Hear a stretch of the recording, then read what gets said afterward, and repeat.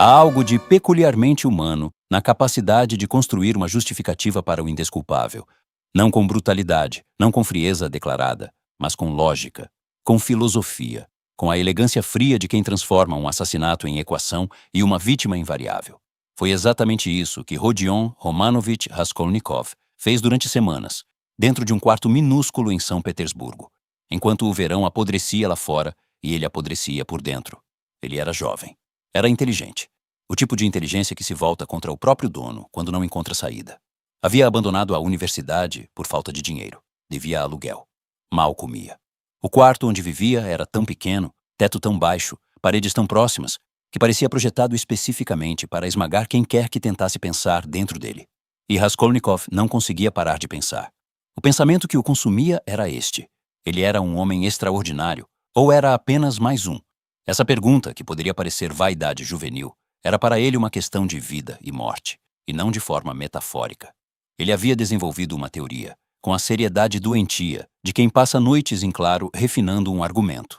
A teoria dizia que os homens se dividem em duas categorias: os ordinários, a massa, o rebanho, criaturas destinadas à obediência, à reprodução e ao esquecimento, e os extraordinários, os Napoleões, os legisladores, os gênios que movem a história.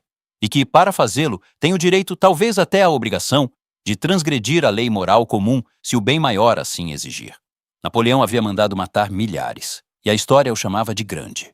Por que Raskolnikov não poderia matar uma?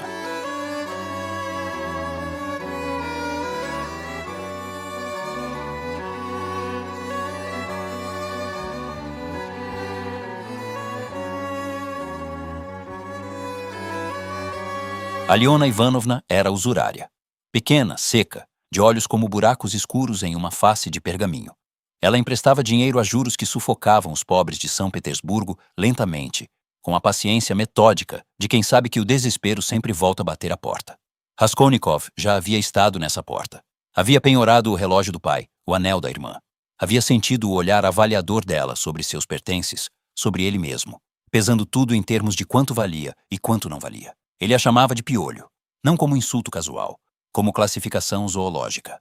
Um parasita que se alimentava do sofrimento dos outros, sem produzir absolutamente nada em troca. E ali estava o núcleo da equação. Se ela morresse, o dinheiro acumulado por décadas de exploração poderia mudar a vida de dezenas de pessoas. Poderia salvar sua irmã Dunya, que estava prestes a se casar com Luzhin, um homem medíocre e dominador, simplesmente porque a família não tinha outra saída financeira. Poderia liberar Raskolnikov para completar seus estudos, desenvolver seu intelecto, fazer algo de valor pelo mundo. Uma vida inútil, trocada por muitas vidas úteis. O narrador de Dostoiévski não comenta isso com ironia imediata. Ele deixa a lógica respirar, deixa o leitor sentir por um instante o peso perturbador de como ela quase faz sentido. É esse quase que é o verdadeiro horror. O que o narrador sabe, e Raskolnikov ainda não aceita, é que essa lógica tem uma falha irreparável. Ela exige que o assassino seja de fato extraordinário, que sua frieza seja real, que ele seja capaz de agir sem se despedaçar por dentro. E tudo que vemos de Raskolnikov, a febre constante, as caminhadas delirantes pelas ruas, o sono que não descansa, a incapacidade de comer, a irritabilidade que beira o colapso, grita que ele não é, que ele é, tragicamente, apenas humano. Mas ele ainda não sabe disso. Ou sabe e não consegue admitir. Semanas antes do crime, ele escutou por acaso dois estudantes em uma taverna discutindo, palavra por palavra, sua própria teoria. Um deles argumentou que matar a velha usurária e redistribuir seu dinheiro seria uma questão de aritmética moral simples. O outro resistiu. O primeiro insistiu que era apenas uma questão de coragem intelectual. Raskolnikov ficou imóvel.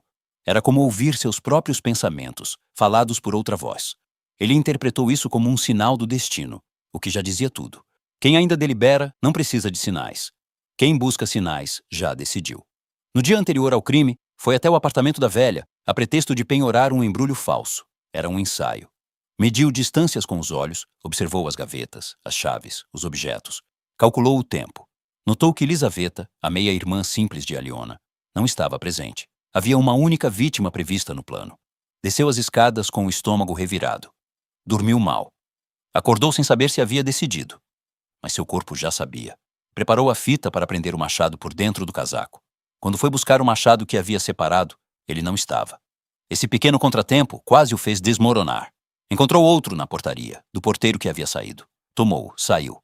Não havia nenhuma grandiosidade nesse momento. Apenas um homem de 23 anos com um machado escondido sob o casaco, andando depressa pelas ruas fedorentas de São Petersburgo, tentando não olhar para ninguém. Ele se perguntou, caminhando, se ainda ia desistir. A pergunta em si já era uma resposta. Seus pés continuavam. O mundo ao redor estava estranhamente indiferente. O calor, o cheiro de peixe dos mercados, as pessoas passando sem olhar. Havia algo alucinatório nessa normalidade. A cidade não havia percebido que algo irreversível estava prestes a acontecer, ou não se importava. Subiu as escadas devagar, tocou a campainha, uma vez com cuidado, do jeito que havia ensaiado. Silêncio. Tocou novamente. O farfalhar de pés do outro lado. A velha perguntou com a voz rouca quem estava ali. Ele respondeu que era ele, o estudante, e que havia trazido algo para penhorar. Uma pausa. A corrente. A porta se abriu. Raskolnikov entrou. A velha virou as costas para examinar o embrulho. Ele tirou o machado. O primeiro golpe. O segundo. Aliona Ivanovna caiu sem gritar. E foi justamente esse silêncio, tão diferente do que havia imaginado, que começou a partir algo dentro dele. Não havia luta. Não havia confronto dramático. Havia apenas uma velha pequena que havia virado o rosto, e depois o chão, e o sangue, e o silêncio. Onde estava a epifania? Onde estava a confirmação de que havia cruzado o limiar do extraordinário?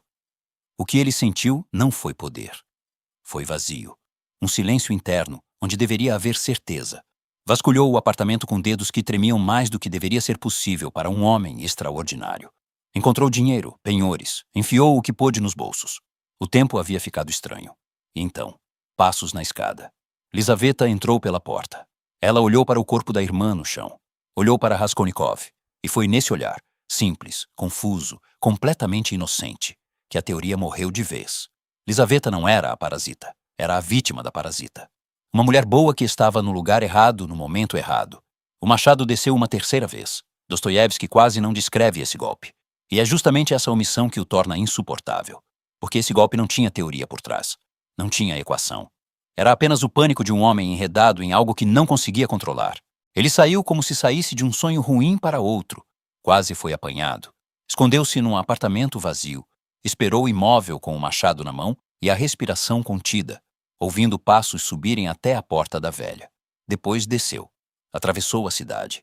Devolveu o machado. Deitou-se. E foi então que o castigo real começou. Não o castigo dos tribunais. O outro.